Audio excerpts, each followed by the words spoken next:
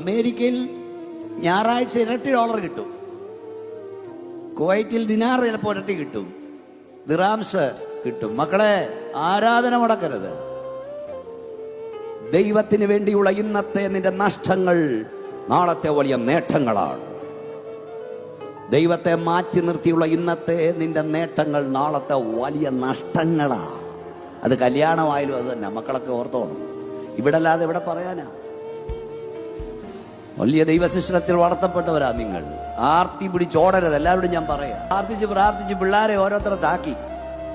ഒരുത്തൻ കാനഡ, ഒരുത്തൻ UK, ഒരുത്തൻ ഓസ്ട്രേലിയ.